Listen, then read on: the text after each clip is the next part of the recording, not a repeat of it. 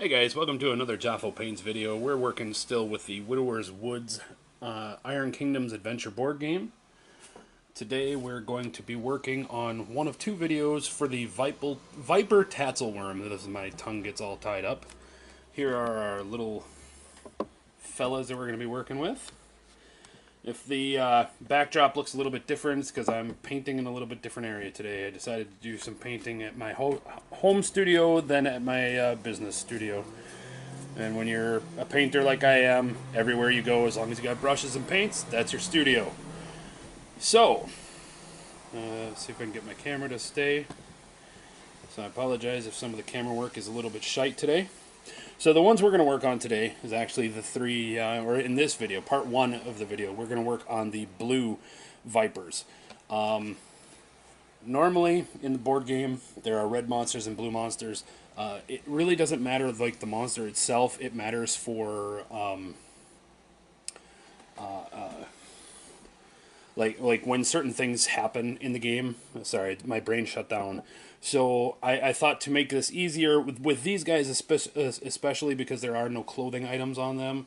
On some of the other monsters, there will be clothing items. So you can just, delineate both the base and make the cloth different, and we'll paint all of those guys essentially at the same time. But these guys I'm going to do a little bit different on each one. So for these, I thought I'd go with a light teal blue to kind of match the one we did in the previous video. And if my bottles look different, I rearranged my bottles in my house studio. These are more set for air painting, but they'll work just the same. So we're going to use a base of Thousand Suns blue, a layer of Aramon blue. In between that, we'll hit it up with some Nuln Oil.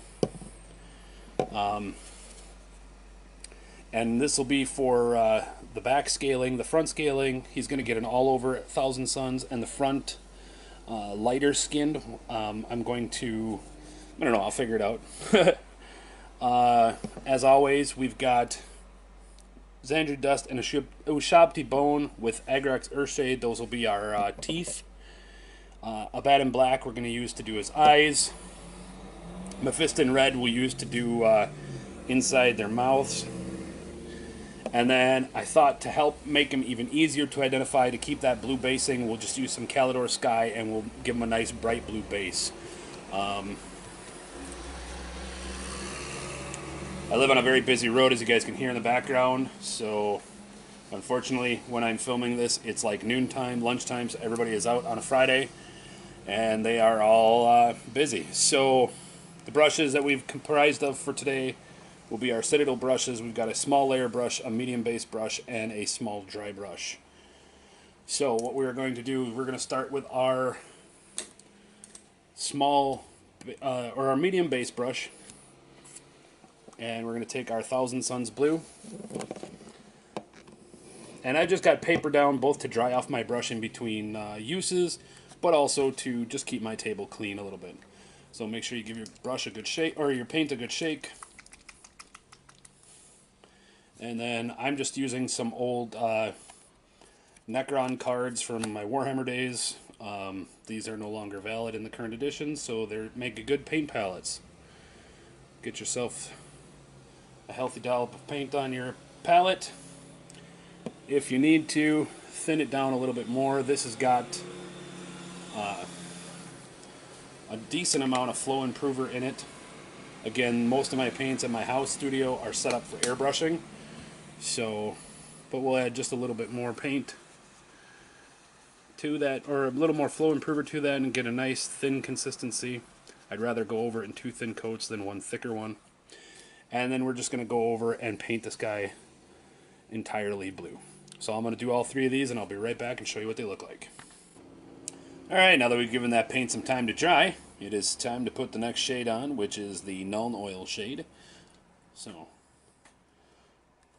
once again, all of my paints have been repurposed into a squeeze dropper, which is perfect for airbrushing.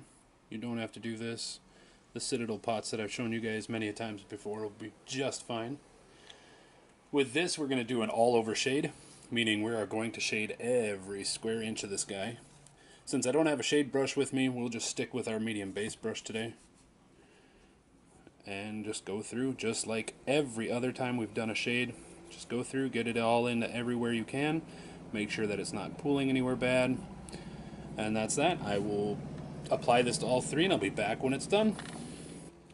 There we go. We now have the Nuln Oil applied to these models, and that has really darkened them up, but it has also brought out a lot of the depth of character to this model. So the next thing that we're going to do is we're going to use our Aramon Blue layer paint, and we're going to do this in 2 different steps. So I've got my other 2 brushes here, a small layer brush and a small dry brush. With the layer brush, what we want to do is we just want to layer it on these the soft scales here, or the soft parts of its belly, leaving, of course, where the cut line is, something like that. And I'll tidy it all up, of course. It's hard painting in front of a camera, guys. It really is.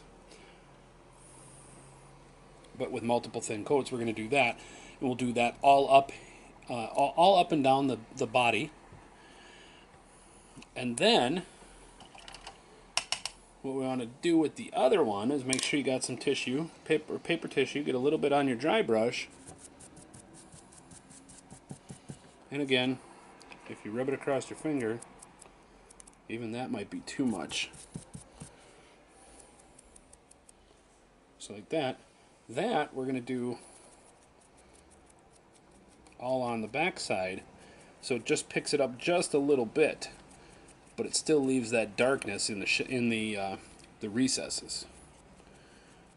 So it'll just pick up the highlight scales, and it'll leave the low scales, or the cracks in the scaling, alone. So I'm gonna get working on that, and I'll be right back and show you what that looks like. Okay, there we go. We now have our Aramon Blue done on here, and as you can see, there's 2 different effects that I went for. I painted all of the soft flesh, as it were, with an actual straight layer, and then all of the oops, as I dropped my model, all of the scales on the back I did a dry brushing, which I showed you guys before, and that's kind of brought out a nice two-tone texture to it. And while I was there, or while I was putzing around and letting things dry, I went ahead and hit it up with our Calidor Sky base and cleaned up our bases, since we are almost done. There's just a handful of things that need to get done yet, and I've got all of the paints you see here in the background. So the first thing we're going to do, hit it with some Xandri dust on the teeth. We're going to do some Abaddon black on the eyeballs. I was going to do Mephiston red, and I think I'm going to do Screamer pink to give it a like a pink tongue and mouth. We'll do the inside pink. Once the teeth are dry, we'll hit it with some Agrax Earthshade. That'll darken them down, deepen up that brown a little bit more, and then we'll brighten up the tips of them again with Ushabti Bone. It's the standard colors, if you've watched a lot of my videos, standard colors pattern that I do for teeth. So I'm going to go ahead and get all of that done, and I'll be right back when all of this is done and show you what it looks like at the end. There you go, guys. We now have our blue and the red ones painted. Close up, you can see what I've done here, and for some reason my shade came out a little bit glossy, and that's okay. I like the way that works. This has been another Jafo Paints video. If you like this video, hit the like button down below. If you're not already subscribed, subscribe and find out. If you want to see how I did these red ones, check out the other video on the Tatzylwurms, and it'll show you how I did the red ones. If you're still not motivated enough to paint, follow the link down below and contact me on Facebook, and I can do some painting for you. Thanks for stopping by. Have a good day.